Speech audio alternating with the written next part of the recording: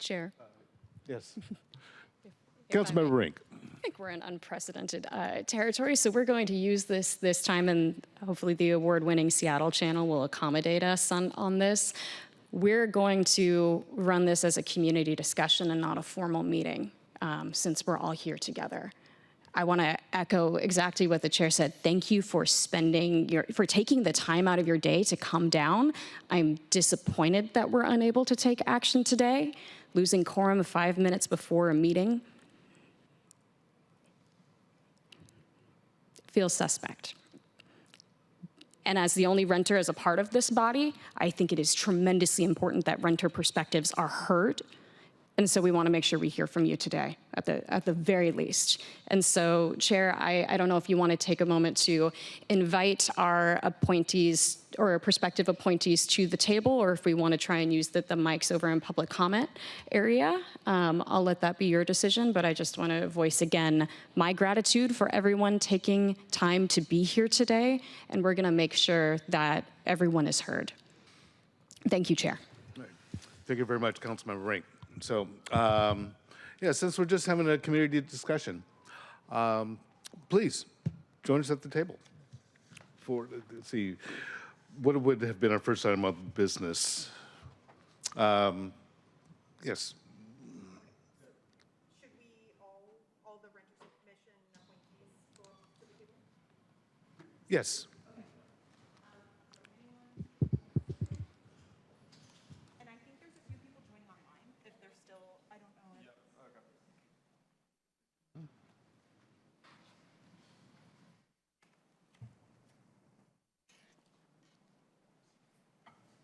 Feel free to, sit anywhere. Good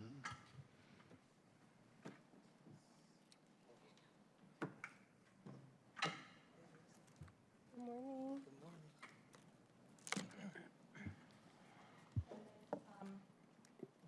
Thank you, Chair Solomon and Councilmember Rink as well for having us at this community discussion. I think maybe if it's okay with you, maybe we can start with the people in the room. So these are people who we've submitted paperwork for the appointments for the Renters Commission, and they would just be able to speak to their bios and why they're interested in serving on the commission. And then I think we're joined by a few people online as well. And then I can read out any of the remaining bios for people who weren't able to make it today. So thank you very much. And for our edification, please introduce yourself, and as you go around, we want to know who you are. Thank you. And then just to start, so I'm Laura Jenkins. I'm with the Seattle Department of Neighborhoods, and I'm the staff liaison for the Renters Commission, but I'll pass it on to. Good morning. My name is Liz Fight. I am a resident of District 4 in the Wedgwood neighborhood, and I'm here to give a couple of introductory thoughts for myself about being part of the commission. So, Laura, I prepared some things to say. Is that okay? Okay. So I'm a renter in the city. I've personally encountered a lot of the challenges that many of us face navigating city resources. So, things like trying to adapt to rising costs and searching for support in a lot of the overwhelming systems that are in place here in Seattle. Professionally, I work in information management, so my daily work is very much involved in simplifying complex information and making it accessible for everyone.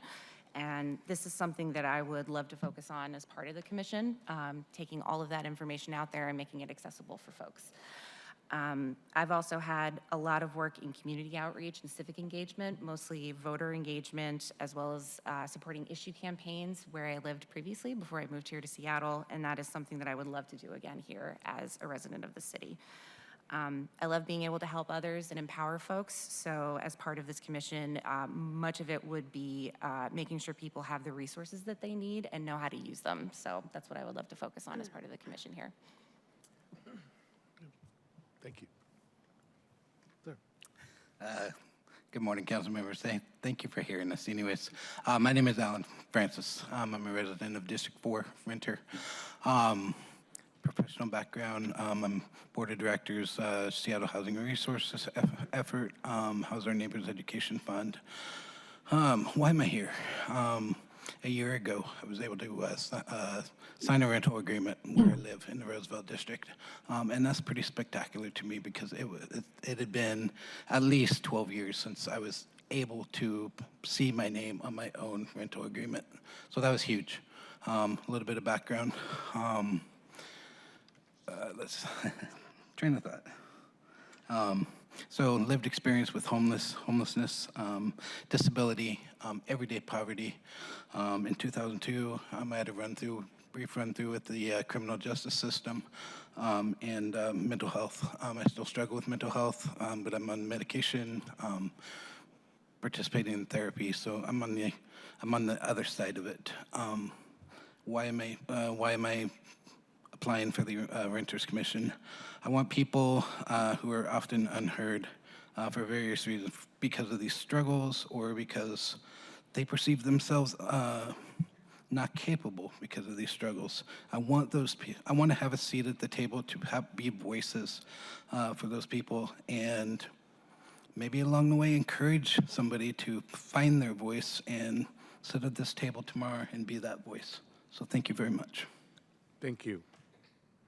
Good morning, council members. For the record, my name is Daniel Lugo, and I use he, him pronouns, and super excited to be a potential appointee for the Seattle Renters Commission. Growing up, I didn't live in a stable home. I eventually entered the foster care system when I was 17 years old. But, you know, we talk about statistics where foster youth fall through the cracks and they hate the system. But, you know, for me, thankfully, foster care saved my life. People like you gave me an opportunity to pursue my stability. So thank you. The policy that you pass really does save lives. This work is not something to take lightly. I've been blessed with an amazing career since exiting foster care, but I exited into homelessness.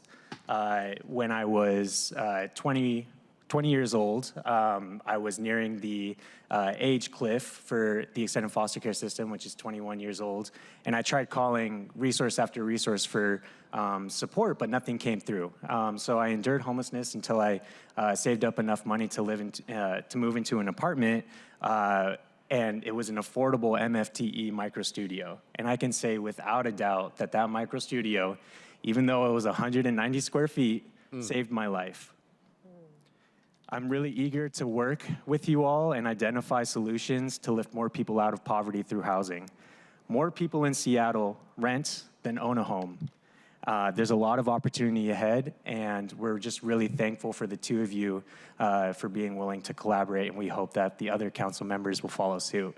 So thank you very much for being a leader. Thank you very much for standing up for renters, and thank you very much for standing up for people who are housing insecure. Thank you, Dan.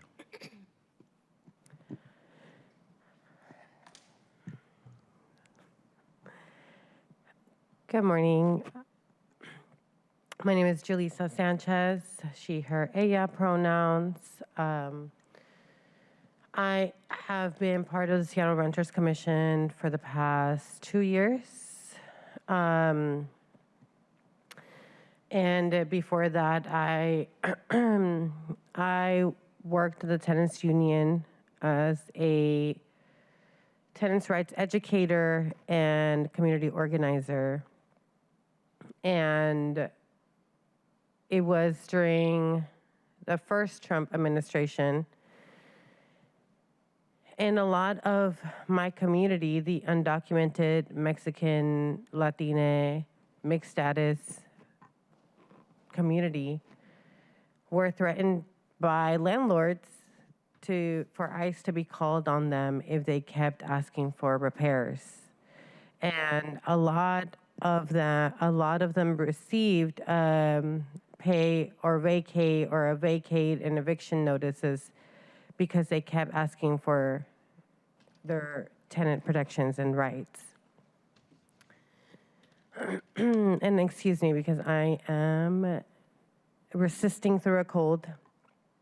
But I am here to be reinstated into the Seattle Renters Commission because equity and accessibility to renters who English is not their first language or who may not speak English at all are often left out of the table or out of access to different resources.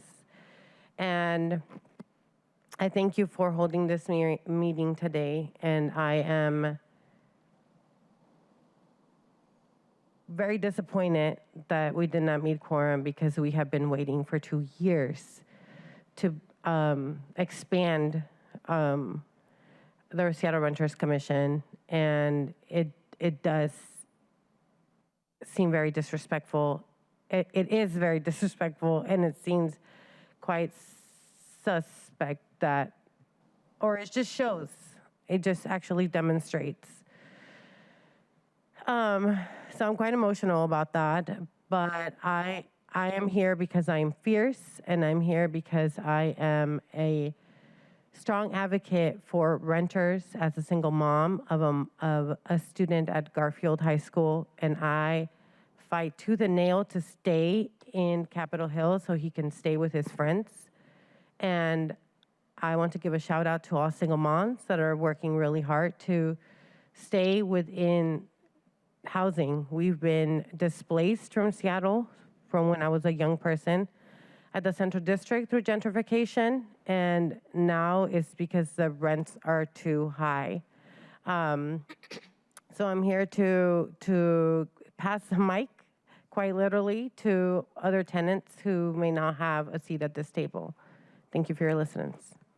Thank you. Good morning. My name is Imandisa Subira.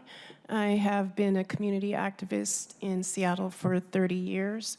I sit on the foundation board for Shoreline Community College. I'm also an advisor for their performance art and film department. Part of the reason why I am so excited to be a part of the commission and was excited when I was appointed like a year and a half ago, and have basically had to just sit in meetings and not be able to participate, not be able to bring my skills to the table, not be able to bring my wisdom to the table. And as a filmmaker and a storyteller, professional storyteller, not being able to tell the stories of the renters in our city. I look at things as a complete whole perspective. And I know and understand that I find it quite disingenuous that we have a stadium called Climate Pledge Arena, but there is no commitment to building this affordable housing with safe and sustainable equipment and building materials so that people do not get sick in these buildings, and then they become a burden on our Medicaid system. So there is a lot of things that need to be considered, not just the renter, but looking at them as a holistic person and in a holistic environment. And I also have a perspective because I used to be a property management person in Compton, California. And I have been an activist all around the country. And I feel that any place that has the audacity to name themselves after Martin Luther King Jr. County, that they should be focused on vision. And the only way that you can build a vision is with community, and community working together with the politicians who I feel that we have a lot of treasures and we have a lot of wonderful community members and community resources that we could be tapping into. But for the politicians not necessarily understanding that we're here to help and that we want to build community and that we want to build a vision that's worthy of the reason that we built the Space Needle in the first place, is to be a beacon and an example for the entire country. Thank you. Can we move to online, Sally? Hi, I'm Sally Kinney. This is will be my first tenure with the Seattle Renters Commission. As background, I grew up in California quite a long years ago in an area, Monterey County, that was the growing capital of the country. And it was also at that time home to people from Mexico and further south who lived in Salinas, the area of Salinas, and worked in the fields. And I went to school with their children, and I saw the living conditions there. This was before Cesar Chavez and before any concern of the greater community about the living situations of people who worked to help us get our food. They lived in shacks out in the fields run by the growers, no electricity, no plumbing.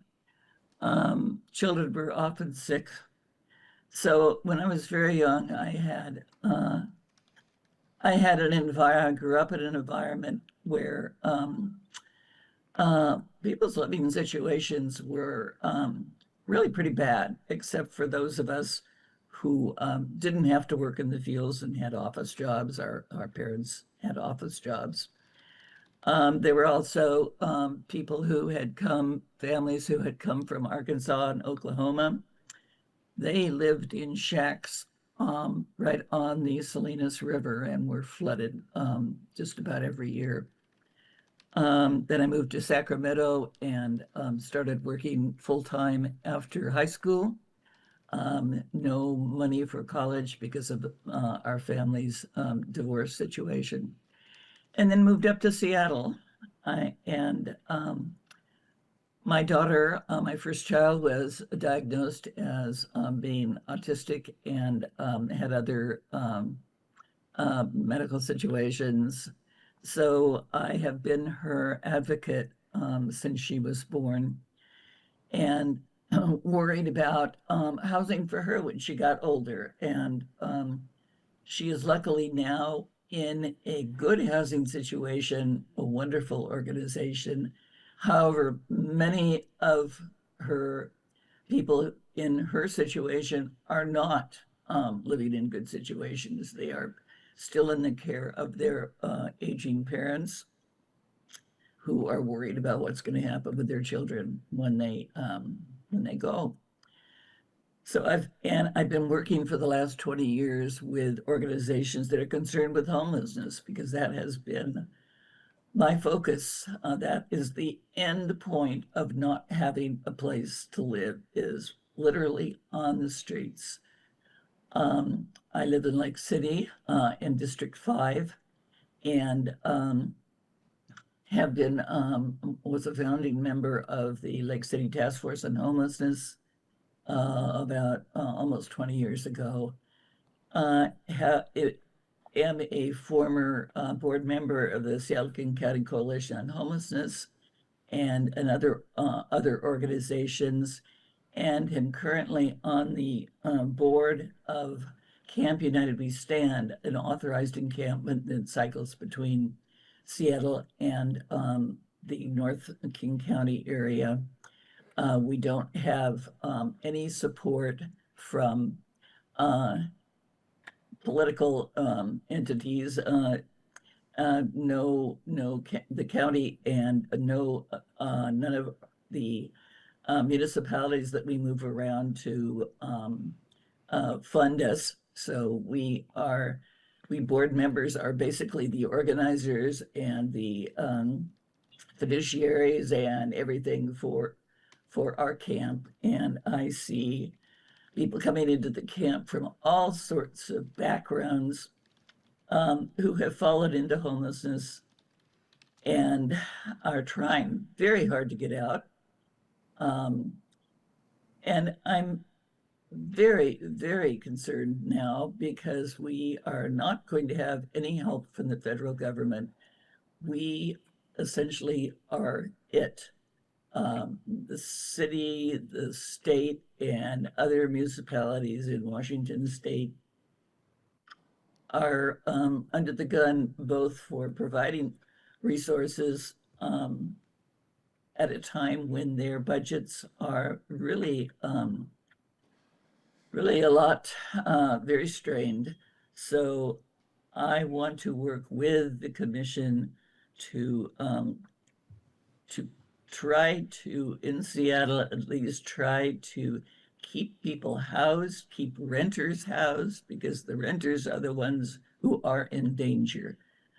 And to bring the city to recognize that that may be the most important thing that we can do here now, is to keep people housed, keep them off the street, and make it easier for renters to continue being renters. And I thank you for listening to us today. And I am really eager to work with the commission on this kind of sad situation. Thanks. Thank you, Sally. Kate.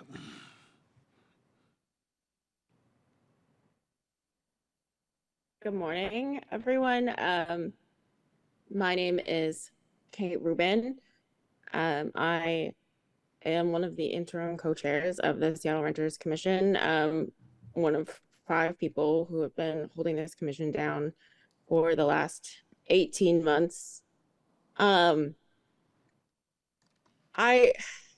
also somebody who works with renters in my daily work at B Seattle. We do renter education and organizing and empower renters to get more civically involved, because we are being systemically shut out of City Hall, which today feels like just such a perfect example of that, of how our voices really do not matter to those in power.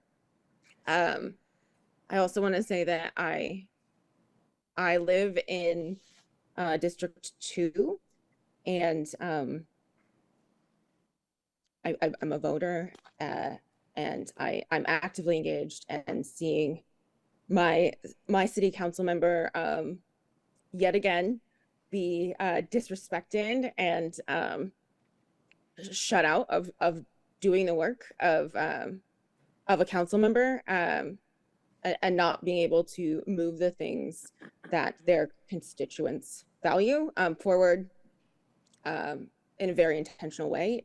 And I'm sorry, I'm feeling very angry. I'm angry about all of this. Because there's so few of us, the Renters Commission has taken up way more of my time than any unpaid commission appointment ever should. But I do feel an obligation to Seattle renters to hold it down, I guess. And I was so looking forward to having a fully seated commission where we could work together and try to move policy forward or move ideas forward and really just get creative, because we're dealing with a small team. The people remaining had very similar backgrounds and life experiences, and it takes a diverse group of different people with different perspectives, different backgrounds, different neighborhoods, to really like represent the spectrum of renters. And it looks like that's not going to happen today, might not happen in the near future. And this is just really hard. This is really hard in my work. We're funded by the city of Seattle. They cut funding for tenant services, not just for my job, but across the board by 40%. And renters are really, really struggling. I personally, I'm doing okay now because I am employed, but I have to live with a roommate. And if either of us were to lose our jobs, we would be in dire straits.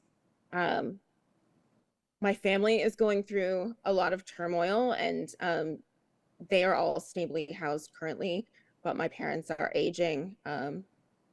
my younger brother had to move in with them after kind of a series of disasters, and probably will not be able to move out anytime soon. And it's really scary to think about what the future holds, especially considering all of the things that are happening at a national level and all of the ways that working class people are being attacked. They are attacking our trans neighbors and our immigrant and refugee neighbors, and really anyone who might be different or might be an easy target. So thank you for inviting me to this table today. I wish it were under better circumstances. Lydia, and after Lydia, Lauren, you said that we have some folks that are not able to join us that you want to speak about. Okay, so in the interest of time, I know that we do have someone who has something to present who does have a hard stop. So we want to make sure we get to that. So, Lydia, if you could just take a couple of moments to tell us about you and your interest in being on the commission, and then we'll move on to the information about those who are not here. I'm Lydia Felty. I use she, her pronouns, and I'm the current commission co-chair alongside Kate. I'm a resident of Capitol Hill in District 3 and a lifelong renter. I currently work in place stewardship in the nonprofit sector. Before that, I was a high school teacher, so working with lots of folks from different places, age groups, circumstances. And I've been on the Renters Commission for about 2 years now. I was originally appointed as a Get Engaged member, and now I'm a standard mayoral appointee. One of the big things I wanted to point out or mention today is that Kate and I have been interim co-chairs for a year now. When our past co-chairs, when their tenure ended, we were seeking new coach or like deciding on new co-chairs, but there were only 5 of us and we had several pending commissioners. So it didn't feel right for us to select as such a small group who would be the co-chairs before these pending commissioners were able to fill in those roles. And so we just, about a month ago, I think, celebrated our 1-year anniversary of being co-chairs with still the same 5 commissioners on board. And the note that one is moving for grad school soon. So we're about to be down to 4. And we've had, I think, for example, Imandisa, who's here, I checked the records, has been waiting. We recommended E for appointment in November of 2023. My colleagues and hopeful colleagues have shared so many salient points, and I just echo every bit of anger and frustration and passion. And as we come up, I know we're short on time, so cut me off if you need to, but as we come up on the 1-year anniversary too of a letter that our commission sent to City Council, I wanted to just read a couple of notes from it. So this was sent on August 4th, 2024. We are writing to demand immediate action from the Housing and Human Services Committee regarding the long overdue appointments to the Seattle Renters Commission. Despite our request since the beginning of the year, 2024, the committee chair has yet to review commissioner appointments, add reviewing commissioner appointments to the meeting agendas. This inaction is unacceptable and undermines the representation of more than half of Seattle's population who are renters. Our commission currently has only 5 commissioners of the mandated 15. This is not just a logistical issue, but a clear neglect of duty that disempowers renters. Lack of Black commissioners on the SRC is especially concerning given Seattle's history of redlining and rapid gentrification and displacement of historically Black neighborhoods. The current composition of the SRC fails to reflect the diversity of our city and perpetuates systemic inequities. And I'll editorialize for a moment to add in the reminder of the current climate state and like truly national state of emergency that we're in, and how much more important all of these things, our work is, and putting policies in place, supporting renters, because we know that we have more renters coming, and we've already had more renters coming. Our role, this is back to the letter, our role includes advising the City Council on issues and policies affected to renters, such as housing affordability, transportation access, land use, public health, and economic development. And the Council's lack of engagement shows a misguided view that the SRC is a formality that can be ignored, rather than a valuable collaborator in addressing these critical issues for our community. This dismissive stance is detrimental to the effective governance of our city. The Housing and Human Services Committee must prioritize the appointment of new commissioners immediately and address any future appointments promptly to ensure this situation does not repeat. The ongoing neglect not only hampers our work, but also insults the communities we aim to serve. And I'll just close with the thanks for, or gratitude that we are all here, that we were finally put on the agenda, I think is like is noteworthy. And just again, echoing the disappointment, the anger, the frustration, and particularly, I think for me, thinking about people who I'm sure took time off work, took time out of their day, are physically at City Council or at City Hall in person on a Wednesday morning, only to have the meeting delayed and canceled, and now kind of back into this limbo of not knowing when or whether appointments will be made. Thanks. Thank you. Lauren? Thank you, Chair. And I just want to say thank you to all of the potential appointees who are here in person, online, who joined, and thank you for sharing your stories and being here. I'll just read through. There's 6 remaining appointees. There's 6 remaining appointees that I'll just read out their bios, and I'll name them. And just let me know at any point if you need to move on to the next portion. But again, I'm Laura Jenkins. I'm the staff liaison for the Renters Commission, and I work in the Department of Neighborhoods. So first off, we have Adora Blue. Adora Blue is a renter living in Pinehurst. She was raised in a wealthy neighborhood in SoCal and moved to Seattle in 2014, where she subsequently experienced renting in a large variety of areas and arrangements. She became involved in housing activism in 2020 via Rent Strike 2020 and COVID-19 inspired mutual aid efforts, unhoused support in particular, and eventually joined the board of directors at Be Seattle, a local housing justice nonprofit. More recently, she has started multiple efforts to help other trans people fleeing from persecution in other states when they move to Washington, and specifically Seattle, leading to creating a couch network to provide temporary housing for to relocate trans folks who often would otherwise end up unhoused. Trans people are an especially housing insecure population due to the prevalence of losing access to family homes and the family support that would often allow for career development. It is also the biggest obstacle that makes Seattle a hard place to move to for disadvantaged people. Adora wants to reduce barriers and make Seattle not just safe, but also accessible to trans people, disabled people, and other groups currently being forced to flee their homes due to a regressive government. Next up is Casey Burton. Casey, as an experienced landlord tenant law attorney, Casey Burton would like to join the commission to contribute her legal skills and actively shape policies that protect tenants' rights and ensure fair housing practices. By participating in the commission, Casey can advocate for stronger legal protections, help identify gaps in current laws, and offer expert legal insight on issues like eviction prevention and other standards. Joining the commission also provides her the opportunity to collaborate with community leaders, stakeholders, and other legal professionals to create a more equitable housing environment for renters. Next is Angela O'Brien. Angela O'Brien was raised in Seattle and is passionate about social justice, driven by a deep belief in fairness and equality. With a background in affordable housing and grassroots organizing, she brings a unique perspective to addressing social justice by advocating and educating. Her commitment to positive change is demonstrated through organizing community outreach programs and influencing policy change. As a case manager for Goodwill, she is dedicated to future goals related to education and creating a more just and equitable world for all.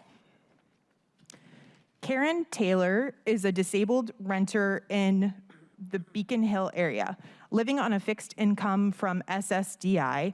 In her 20 years as a renter, she has dealt with various issues such as lack of accessible units, having to spend 70% of her income on rent, and the constant need to find new roommates to afford a place to live in the city. She rents from a small landlord and is passionate about renters' protections, including renters who rent from landlords who manage only a small number of properties and extending to subletters. She is an active member of the Transit Writers Union, fighting for progressive taxation, a living wage for all, and renter protections. She imagines a world where everyone who needs them has accessible units and can afford to live on their own if they so choose. Samuel Wolfson. Sam has lived in Seattle his entire life and saw firsthand the explosion of growth that came with the city's newfound position as a hub for technology.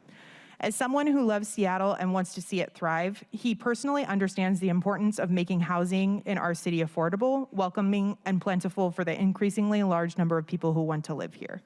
And then last up, we have Andrew. Andrew Ashiofu is a dedicated advocate for equity, public health, and housing justice with deep roots in Seattle's community organizing and civic engagement. As a renter and longtime leader in LGBTQ+ advocacy, they have consistently worked to elevate the voices of marginalized communities across the city. From serving on the Seattle LGBTQ+ Commission to leading statewide efforts through the Washington Stonewall Democrats, Andrew has championed inclusive policies that address the intersections of housing, healthcare, and racial justice. Their passion for housing stems from both personal experience and their professional work supporting vulnerable populations. Andrew believes housing is a human right, and they are committed to advancing policies that protect tenants, prevent displacement, and create truly affordable and accessible housing for all. They seek to serve on the Seattle Renters Commission to bring their lived experience, policy insight, and unwavering advocacy to the table, ensuring renters are not only heard, but empowered in shaping the future of the city. Those are all of the remaining appointees who weren't able to make it. I did want to know Andrew was here at City Hall, but ended up leaving after some of the delays, but made an attempt to be here as well. Yes, So, yes, I did see him in the room. So Okay, great. thank Thank you. And again, thank you for presenting on those folks. Councilmember Rink, do you have any comments?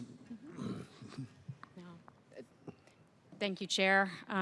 As was mentioned, the Renters Commission has not had appointments in about a year and a half.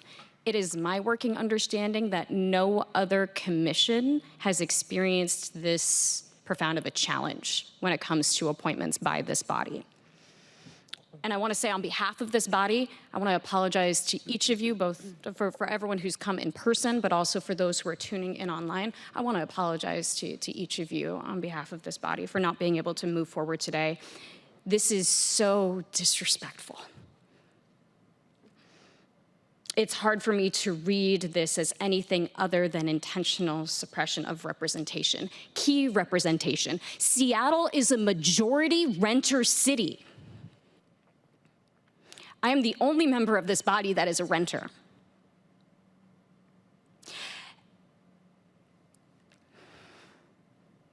We are the majority, and renters are much more likely to be displaced and experience homelessness. And working people are being displaced from this city every day as we fail to address the affordability crisis. We've been in a state of emergency on homelessness for years. We're losing federal resources for housing and human services. And I know we're going to hear a presentation today on some of the federal resources coming in, but we can't take action today. That was critical action that we needed. That is $30 million that we haven't lost yet. That members of this body continue to state that they're so concerned about losing federal funding, and now we're the ones throwing this into some jeopardy. And I want to remind folks that for anyone who is tuned in right now, maybe tuned in mid-committee, this isn't a committee meeting anymore. This is just a community meeting. It is council members' chartered responsibility to be at these meetings. This is literally our job. So I find it deeply frustrating that people took time to leave their jobs in the middle of the day, yet not every member of this committee could show up to do theirs. So, I know we're on a time crunch. We missed critical time, and I'm mindful that we have some time constraints. I want to continue the conversation with each of you to make sure that we are fully understanding the challenges that renters are experiencing at this time. You have my commitment that we're going to make sure that we see through these appointments and there is no additional delay.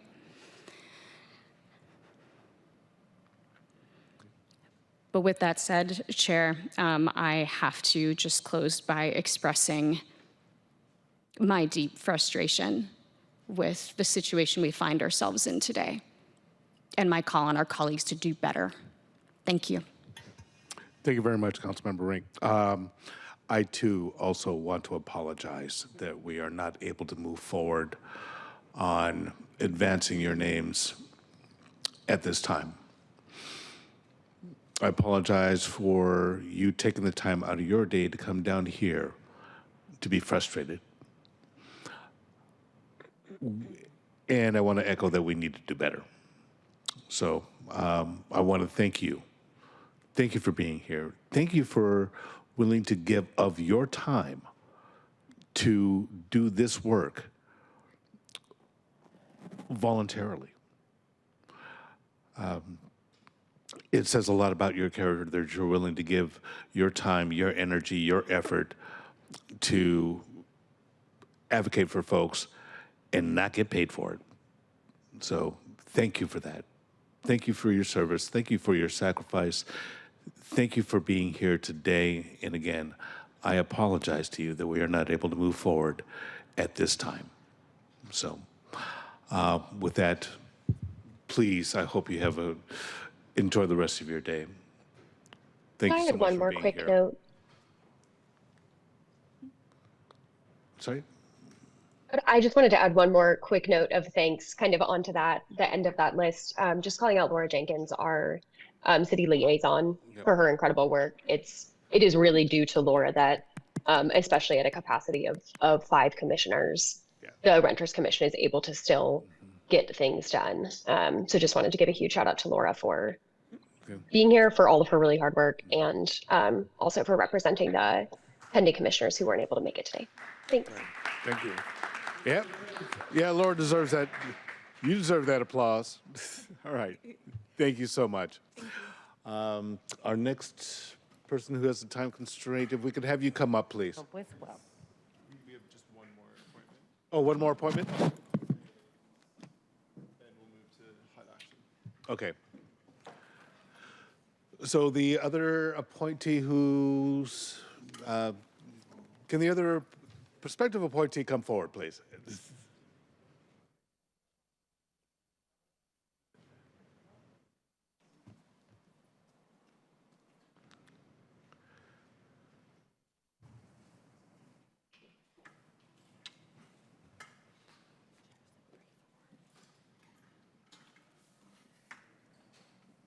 Good morning, Councilmember Rink, Councilmember Solomon. My name is Janet Stafford. I am with the Seattle Office for Civil Rights. I am commission staff.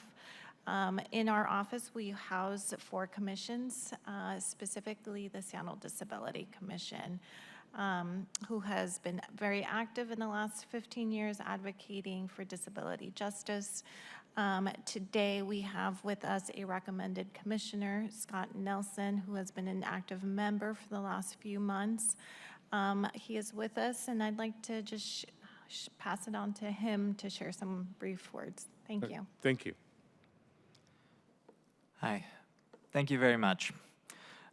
First off, I'd just like to say infinite solidarity with the Renters Commission folks. There's a reason why housing and human services are paired together. Disability, homelessness, questions of how we assist people in hard times, they are intrinsically linked. So I wanted to respect that. My name is Scott Nelson, no relation. I use he, him, his pronouns, and I work for the city of Seattle. I'm not the Scott Nelson with 2 T's in the fire department, also no relation. I work in Seattle Parks and Recreation at Garfield Community Center and on the Big Day of Play project. Grew up in South Tacoma on Pack Ave, and for the last 5 years, I've lived in District 2 in the CID as a carless renter.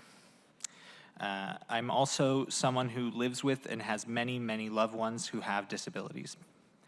I've been nominated to the Seattle Disability Commission, which is an incredible honor, and I seek to be confirmed so that I may leverage my data science and community service background, as well as my unique positionality as a City of Seattle employee, to assist the Commission to amplify its efforts in the realms of advocacy, transportation, and employment.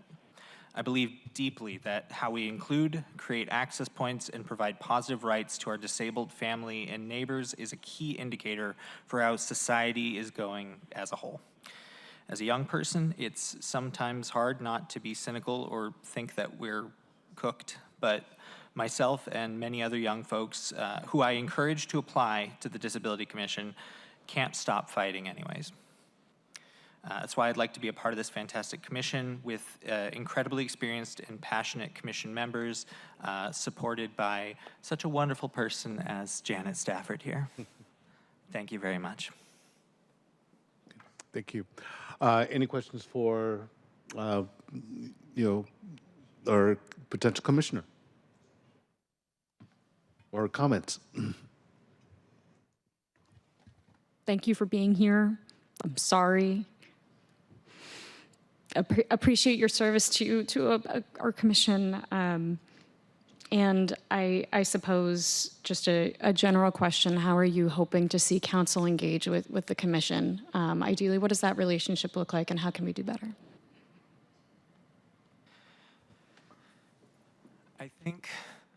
I think in general, I would like to see a lot more affirmative steps taken in the realm of creating access and in the legislation that City Council puts forward. Oftentimes, when we think about like disability access, we think about it in a very sort of reactive or legalistic sense. We think about, ADA compliance, and we think about it with that compliance framework. But just talking about it as things that people have the right to, talking about the rights that people have to access. When it comes to transportation or when it comes to jobs, people with disabilities, they have the same right to it as anyone else does. And when we think about like how we legislate that or how we distribute resources, I think thinking about it in those terms as opposed to, oh, we'll be legally punished if we don't do this, I think that would go a long way towards people's conception of what a good society is. I really appreciate that, and I think it's important to note that the disability community is a community that anyone can become a member of.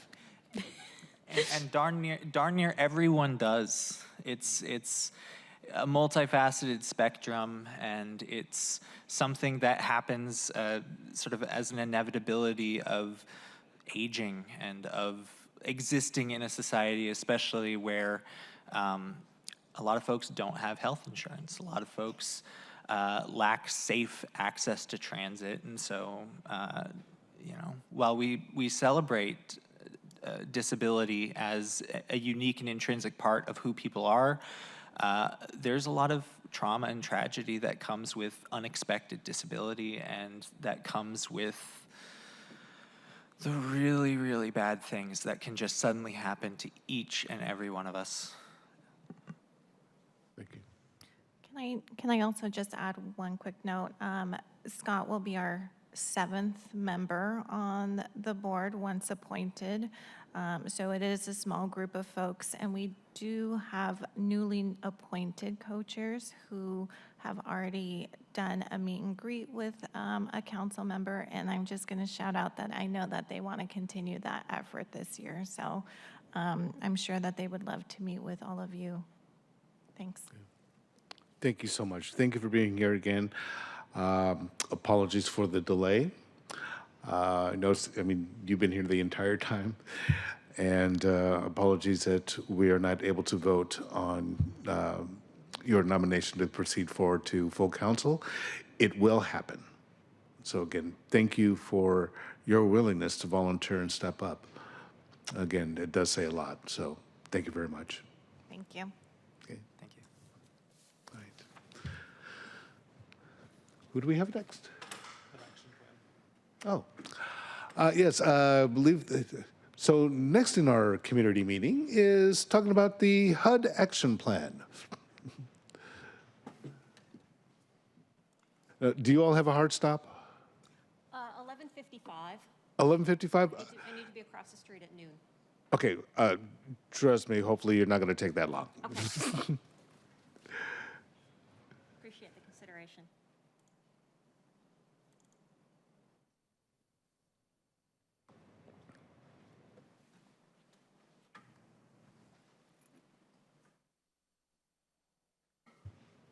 Ready? Yes. Good morning, Councilmember Solomon, Councilmember Rink. I'm Ann Gorman. I work for the City Human Services Department, and I'm here to talk today about HSD's 2025 Annual Action Plan. Just to be upfront about this, recognizing the nature of today's meeting, what I will be presenting does have some references to council legislation and council process. Those are descriptive. I'm just telling the story of how we got to where we are today. Okay. We are here today because council's vote to approve this plan will allow HSD to meet a submission deadline to the Federal Department of Housing and Urban Development, or HUD, and that deadline is August 16th. Last December, HSD presented on the draft 2025 Annual Action Plan to council and held a public hearing. That draft plan included estimated funding allocations from HUD. We received our final funding allocations from HUD in May, and we have prepared legislation approving the 2025 Annual Action Plan before we submit the plan as required by that August deadline. And in this sense, the Annual Action Plan can be seen as a spending plan, where I'm here today to share HSD's spending plan for 2025 HSD grant funding.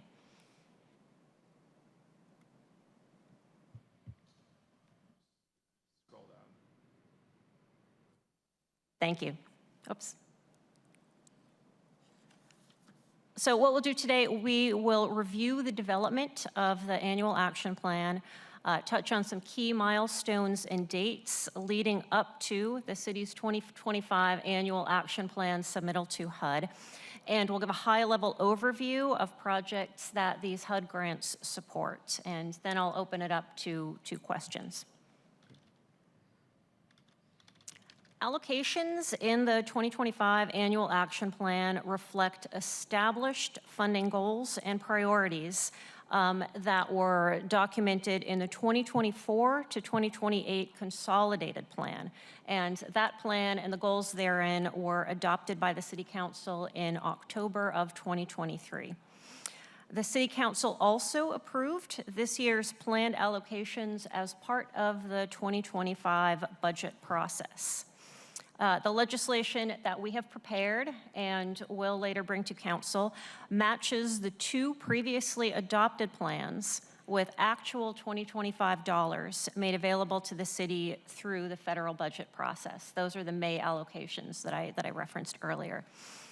HSD is the grantee on behalf of the City of Seattle for this funding, and HSD coordinates the development of the annual spending plan that's required for these 4 formula grants administered in HUD. And we'll talk about each of those grant programs later in the presentation.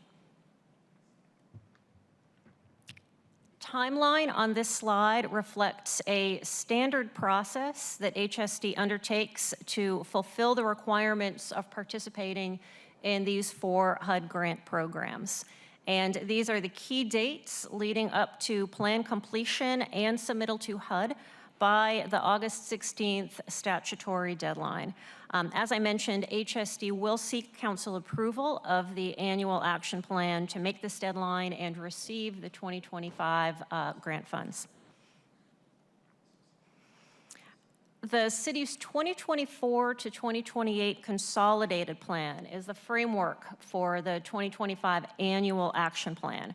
And it has 5 key policy priorities which were adopted when the 5-year plan was ratified in 2023. And I will just read those into the record. Those goals are to increase services and prevent people from experiencing homelessness, to address the needs of people impacted by mental health and substance use, which is important in light of the opioid and fentanyl abuse crisis, to improve equitable access to community infrastructure and recreation opportunities, to increase economic development and job retraining opportunities for low and moderate income households and those disadvantaged and recovering from recent economic instability, and finally, to increase affordable housing options. And related to these priorities, the 2025 Annual Action Plan reflects significant capital facilities investments to address the opioid and fentanyl crisis. That investment is also consistent with Mayor Harrell's priorities. This slide shows the difference in allocations received in 2024 and 2025 for the 4 programs that I referenced a few slides back. Again, all of these programs are administered by HUD. The programs are the Community Development Block Grant, or CDBG, Home Investment Partnerships, HOPWA, and Emergency Solutions Grant. And I'll just briefly define each of them for your reference. The CDBG program improves the economic, social, and physical environment to enhance the quality of life for low and moderate income residents. The Home Investment Partnership provides grant funding that supports affordable housing for low and moderate income families. HOPWA is the only federal program dedicated to the housing needs of people living with HIV and AIDS. Emergency Solutions grants assist people with quickly regaining stability in permanent housing after experiencing a housing crisis and/or homelessness. And generally, the 2025 amounts reflect approximately a 1% difference from the 2024 award. HSD does not anticipate that this difference will have any significant programmatic impacts. The slight exception is the ESG funding, where we see a 4% reduction from the 2024 allocation. And this funding is used to fund rapid rehousing, which is a category where we typically see underspend. So again, no anticipated impacts from this slight reduction from the 2024 levels. Minor fluctuations like this are typical, and just overall, nationally, Congress appropriated less to the ESG program this year. And speaking of Congress, I will highlight that CDBG has a long history of bipartisan support, as is reflected in these allocations, which do not differ significantly from 2024 levels. In alignment with the mid-year supplemental legislation that is shortly before council, this table shows how HSD is allocating CDBG funding, the first of those 4 grant programs, in the city's 2024 annual action plan. And the top part of this table shows the city's intent to allocate the 2025 CDBG grant awards totaling $8.9 million across various projects. And the bottom part of the table shows $13.8 million in remaining balance of CDBG dollars from previous funding years, as well as their intended allocations. This data is in alignment with the draft 2025 annual action plan that was passed by council last December. And you can see here, as I mentioned earlier, one of the significant changes in 2025 is increased investments in opioid treatment facilities. The last slide was largely specific to CDBG funding, and this slide is intended to show the planned uses of funding from the other 3 HUD grant programs. The first row does reference the CDBG revolving loan fund.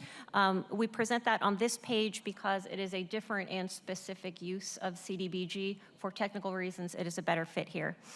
Both this slide and the previous one are consistent with the policy priorities that council approved in the 5-year consolidated plan. And importantly, they reflect opportunities to spend down grant funding in a maximally timely manner. These grant allocations have a timeliness of expenditure requirement that we are, very, very attendant to. Just to say it one more time, the statutory deadline for HSD to submit the 2025 annual action plan to HUD is August 16th. And I noted that we will seek council approval to submit the plan and subsequently be able to access the funding and support these bodies of work. That's all I have for you today. Happy to entertain any questions. Thanks for the opportunity. All right. Thank you for being here. Councilmember Rink, do you have any questions?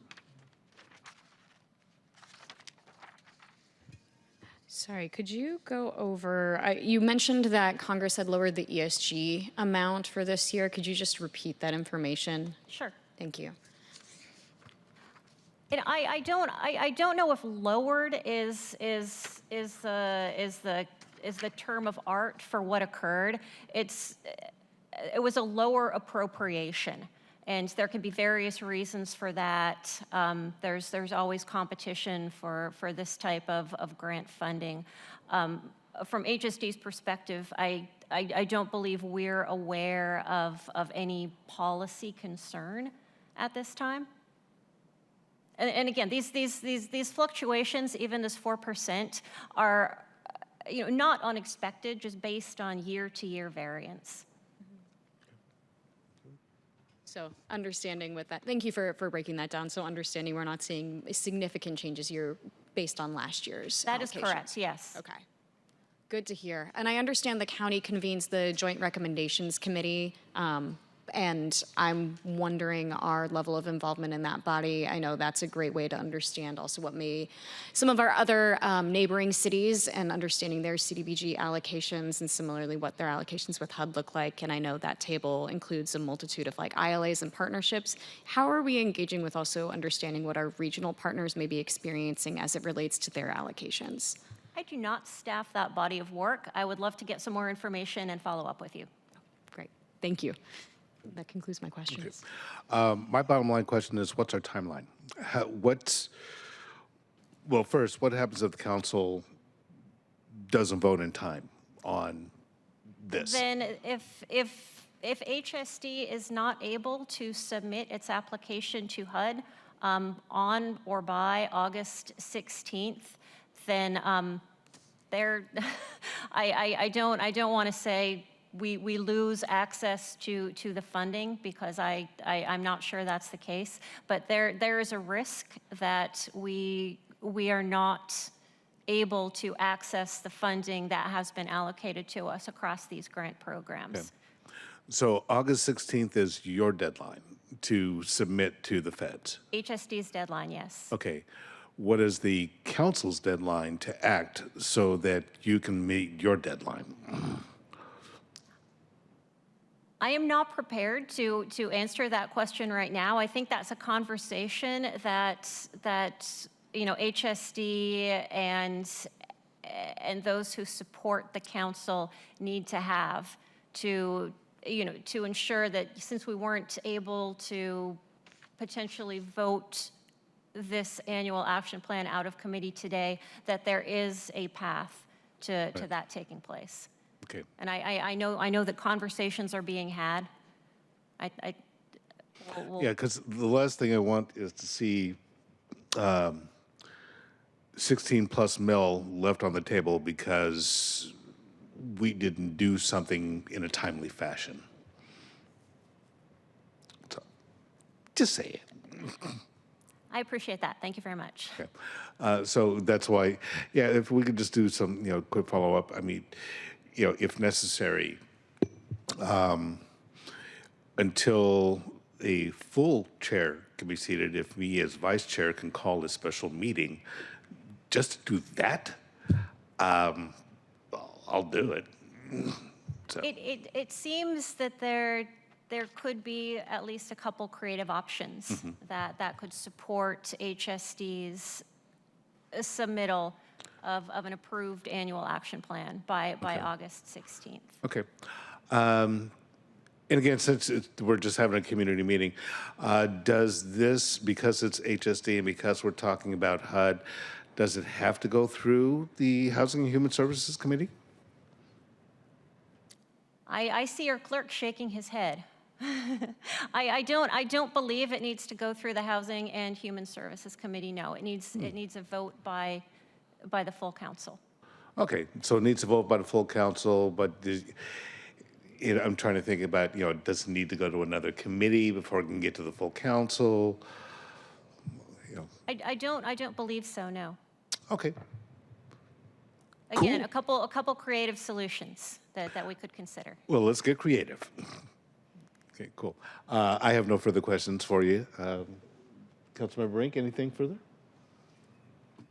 No, just would echo your sentiments. Want to make sure that this is not delayed for any other reason, and fully support any legislative path that gets this done on time. And I want to thank you for your work on this, Ms. Gorman. Okay. Thank you very much. Appreciate the support. Okay, thank you. And again, thank you for sticking with us today, just sticking it out and hanging in through all the time delays. And again, thank you so much. Thank you. Goodbye. All right, great.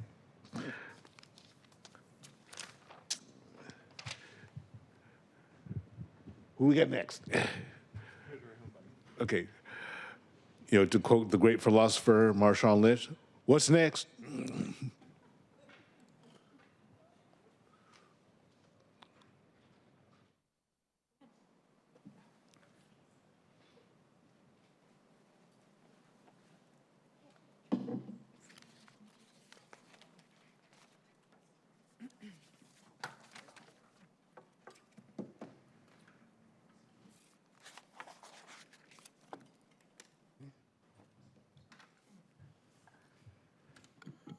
Good morning. Good morning, council members. Would you like us to do introductions? Yes, please. Please introduce yourselves and for our community meeting. Chris Tobias, Mayor's Office. I'm Laura Beck from FAS Consumer Protection Division. And Tracy Rastler from your council central staff. Good, thanks. So we are here this morning to talk to you about legislation that the mayor transmitted down to the city council to regulate predatory home buying practices. And we have a deck that we're prepared to walk through with you today. So I'm happy to just dive in. Please. So let me start by talking about what is predatory home buying. It is when homeowners receive unsolicited offers, often for cash, for sellers to buy their homes that are not currently on the market and not listed. So this will involve getting calls, letters, postcards, text messages from various sellers suggesting they are interested in buying someone's home. The folks most at risk for these types of practices are vulnerable homeowners, often the elderly and financially distressed, and there's a strong intersection with race, especially Black legacy homeowners who have been most at risk for these types of practices. It often involves heavy-handed pressure tactics, and the end result can be someone selling their home for below market value, which means they might be getting less for their home than they would otherwise if they had listed it on the market. So why are we tackling this issue now? I just want to provide some context. There's a major update to the comprehensive plan going on, a lot of concerns that come with zoning about displacement pressures. And in that context, we heard from some of the community about concerns about predatory home buying practices, and perhaps those might heat up when the HB 1110 legislation takes effect, which the interim did this just a couple months ago. So we too are concerned about that, especially now that you can add more homes to what was traditionally a single family parcel, and asked the Innovation and Performance team to do a review of our anti-displacement practices in the city. We have many programs in place, but the innovation and performance team identified various ways we could improve upon our current programming, and the end result of that is an executive order that we issued to improve the efficacy of our anti-displacement programs and also fill in some of the gaps. And one of the gaps that was identified was regulating predatory home buying practices. So Mayor Harrell did ask our Finance and Administration Department, which where the Consumer Protection Bureau sits in the city, to develop legislation to regulate these practices. So that's just a little bit of the context about how this legislation came to be. High-level overview, just the legislation obligates potential buyers to disclose certain information to homeowners about their rights. It provides an out for homeowners to cancel a purchase contract after they sign it. And then it also gives the city the ability to fine businesses or individuals who do not comply with the new regulations and establishes a private right of action. So I'm going to just keep going if there aren't any questions with a little bit more detail about what's in the legislation, but feel free to ask me as I go or happy to take them afterwards. So in terms of the details, the proposed regulations require that potential buyers of these homes, when they're engaging with homeowners, need to provide various disclosure information to homeowners about their rights prior to signing a purchase contract, as well as when a purchase contract goes to be signed. So at least 5 days in advance of signing a purchase contract, the potential buyer must provide written notice to the owner of the home about how to assess their fair market value of their home. It outlines the owner's right to appraisal, which the potential buyer must pay for. It highlights the owner's right to hire a real estate agent and seek legal counsel, and any other information that the director of FAS deems appropriate. When it comes to the purchase contract itself must include a separate disclosure document with all of the information I just covered, and also specify that the homeowner has a right to cancel the purchase contract without penalty. And presumably that will include detail about how long they have to consider purchasing the contract, which I'll get into in a moment. And then the disclosure notice will also include contact information for reporting violations to the city. So after signing the purchase contract, the owner can hire an appraiser even up to 10 days after signing the contract. And the owner can also cancel the purchase contract within 10 business days after receiving an appraisal. And then the owner can also cancel the purchase contract 10 days after execution of the contract if no appraisal is sought. So there's various time periods in the legislation that talk about when and how that homeowner can cancel the contract with no penalty to the homeowner. So that provides a buffer in the event the homeowner has, seller's remorse or learns that their home is actually worth more money. It just provides additional protection for the homeowner. And our legislation actually closely aligns with legislation that was recently passed by the state. When we started to first look at this issue, the state legislation was not on our radar. I think the state, for similar reasons with all the legislation coming out of the state with zoning legislation, also wanted to take a look at these predatory home buying practices. And our city attorney's office recommended that we try to align with the state as much as possible to avoid confusion and duplication of efforts. So it was at that point we kind of pivoted away from some of the other ideas we were exploring and took a look at the state legislation. And I just want to highlight the ways in which the city legislation goes above and beyond sort of the state legislation. First of all, it imposes more stringent fines on violators. It provides homeowners more time following the execution of the purchase contract to obtain an appraisal and cancel the contract. It has stronger documentation requirements to make sure that the disclosure statements to the homeowners are actually being received. And then it establishes that homeowners have a private right of action if the buyer fails to comply with the city ordinance. So those are all the ways in which our legislation, while trying to adhere to the intent of the state legislation, we decided to increase some of the protections for homeowners as well. And, you know, we don't at this point have a good handle on the extent of this problem, but this is another way for the city to start documenting the extent to which these practices are occurring and people are having issues with this practice. So we're looking forward to being able to track this more closely, and if additional protections are needed in the future, we will be in a position then to determine that.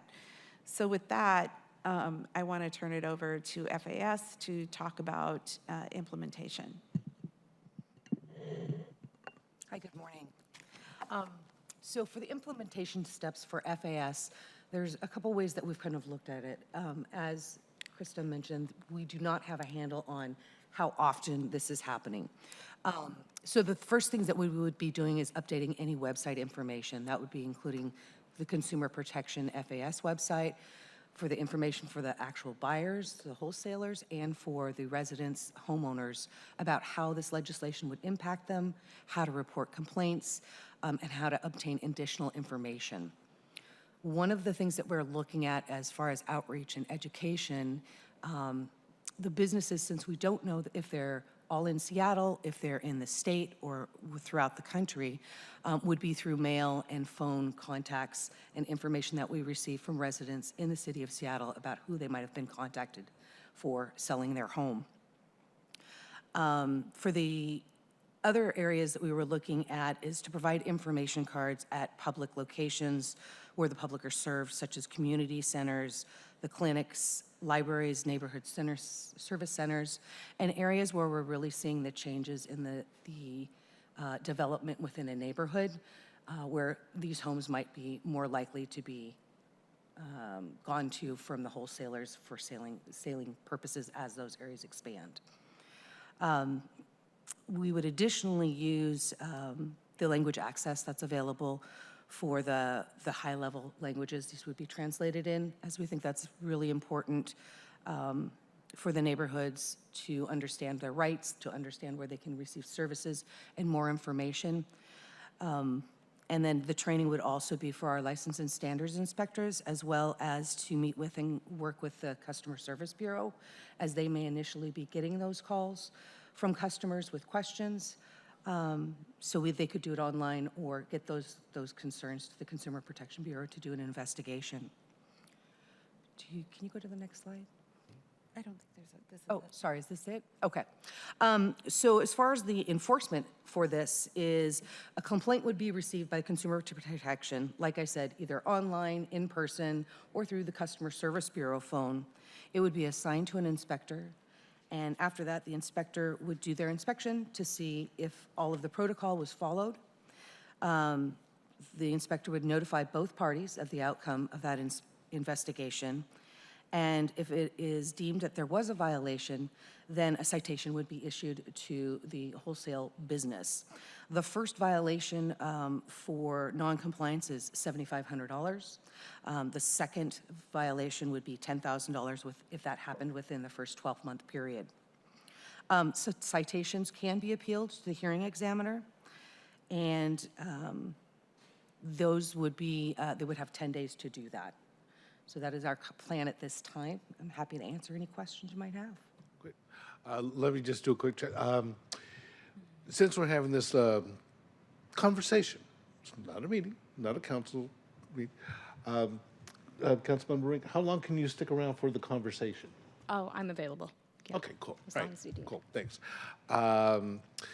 Tracy, did you have anything to add, or? So the only thing that I would add is just maybe a question to the executive. So in the fiscal note, it talks about how you will use an existing staff person to staff this effort in 2025. Nothing about how this gets staffed in 2026, and so wondering how you are planning to approach that. And then the only other comment I had was, because there's a slight difference between what the state is now going to be implementing as of January of 2026 and what the city is going to be implementing in terms of just these slight differences, just making sure that we adequately inform people of what the city's requirements are versus what the state is, because we do have more stringent requirements in terms of this additional notice, and the time periods are slightly different than what the state. So just making sure that people really fully understand the city has provisions that are stricter than the state, and making sure that people understand who are involved in this body of work, or might be, about those differences and the need to comply with the city requirements. Yeah, at this point, the consumer protection feels that we have enough inspectors that we can absorb any kind of complaints that are coming in. And the role of the strategic advisor, myself, probably wouldn't be beyond the end of 2025. So 2026, we are anticipating that we'll be able to absorb any work that comes along with that. What we would like to do at the end of 2025 is kind of look and see what kind of numbers we're seeing, as there's a lot of unknowns about what impacts homeowners are seeing about this.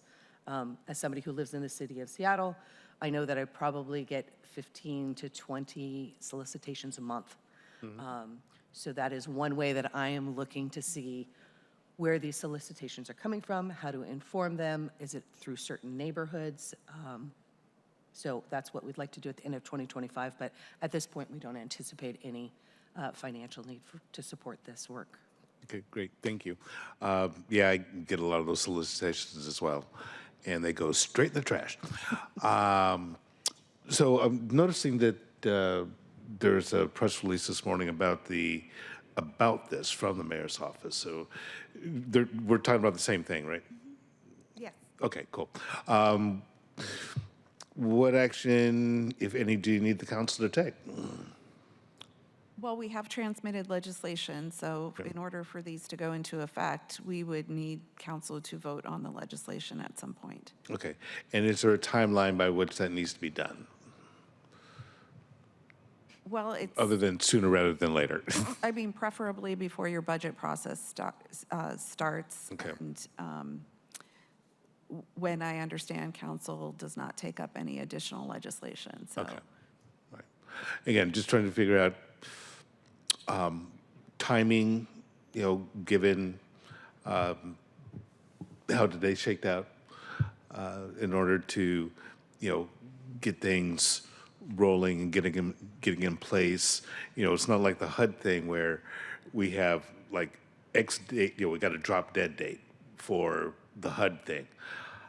Just wondering if there's a drop dead date for this, other than do it before we start doing budget stuff. No, this is, our preference is that it just get adopted before budget. Okay, cool. Councilmember Rink, any questions or comments?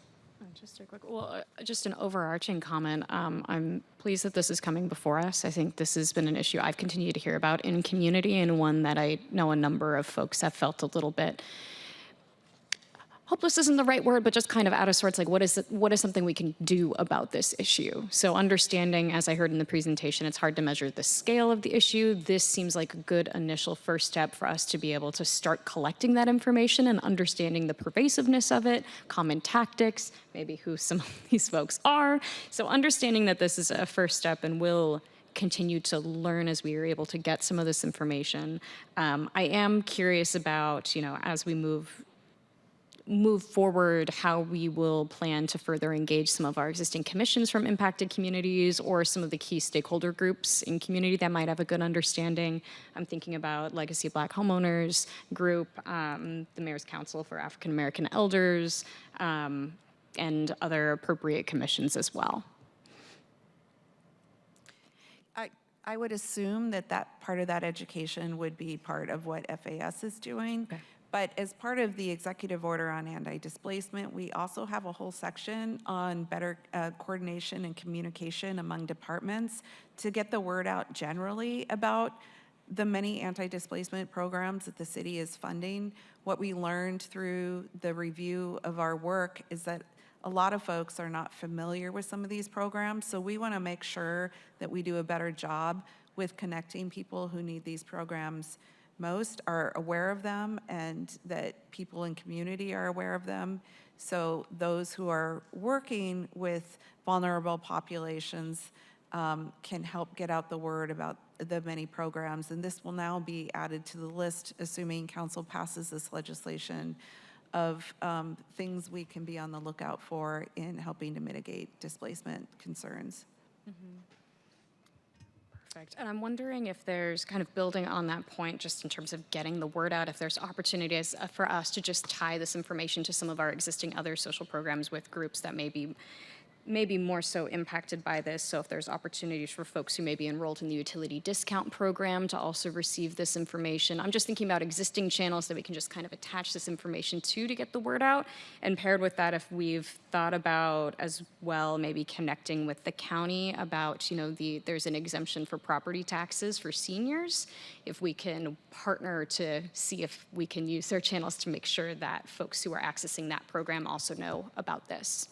Yes, those are all great ideas. And while we have not yet received sort of a proposal from our staff on how to sort of take advantage of these existing channels to try to communicate and work with the community better on getting this information out, I'm happy to come back to the city council and talk about what our communication plan is once we pull it together. But I think some of that work is happening now, and really appreciate some of your ideas. I think those are sort of consistent with where we're going with some of this stuff.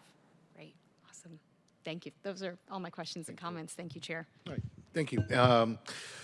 Again, it brings to mind that a few weeks back, it was June, right? We did the Anti-Displacement Resource Fair at the Rainier Beach Community Center, basically educating folks about what resources already exist to help them stay in their homes, whether it's utility discounts, home repair, low-cost or no-cost loans. And a lot of the providers that were there, from Black Legacy Homeowners to United Way to Habitat for Humanity, and including our own city departments, a lot of folks didn't know what each other provided. So it was actually an educational experience for the people who are tabling to find out who else does what to help people stay in their homes. Because I think about, when we had the atmospheric river, a couple years ago, and I had flooding in my basement, and the price tag for that added up in terms of mitigation and doing all the fixes and the whole bit. Fortunately, I had access to my deferred comp that I could dip into to offset those costs. But I think about the neighbor 2 doors down from me who's in her 90s. If she had experienced the same thing, she'd have to sell because she doesn't have 30,000 liquid, right? So that's where I'm looking at, these predatory folks who say, hey, we know you had an issue, we'll give you X amount of dollars for your house, and the house is actually worth 3 or 4 times more. That's the kind of thing we definitely want to, squash. So glad this is coming forward. Looking forward to it being voted on. So, anything else to add? Because I would just suggest that your colleagues would be aware about this proposal, because Councilmember Wu had actually proposed looking at a program of some sort, and this is square in response to what she was thinking. So your colleagues might be amenable to an expedited process for this legislation, given that they would have some awareness of this issue and have been supportive during the last budget process to exploring this potential and now proposed solution to that problem. Okay, cool. And when we're actually in committee, we'll talk about process and how things move forward. But as we're just having a conversation, want to think how we can move things forward. So, thank you for being here, and thank you for gutting it out. Appreciate you being here. So, hey, I guess our community conversation is. Time to go to lunch. Yeah, Chair Solomon, can I share some final remarks just to close out our community meeting? Yes. Okay. I want to take a moment to thank you for leading us through this process today. I want to personally thank you. You are serving as chair of this committee on an interim basis. And so I want to thank you for going above and beyond today. You're not just doing your job, you're doing an extra job. And you didn't have to have a community meeting today. We could have just said, quorum's not here, we're gonna just call it another time. But you shared the value that I share, which is that people should be heard, and we should make sure that this material comes before community today, and is recorded for the public to be able to see. So I want to thank you for your leadership in navigating this. It means a lot to me, and I think it meant a lot to the people who came before us today. And with that being said, again, we're here performing our chartered responsibilities, which is to be in committee and doing this work. But where is the council president, and where is Councilmember Saka? I would love to know. I think the people would love to know. And on that note, I want to thank you again. I want to thank the team as well for coming today to perform or to provide this information to us. But I have a lot of questions coming out of this meeting as well, and not about the legislation. So thank you, Chair. Thank you. And again, thank you all for being here. Like I said, go get lunch. Right?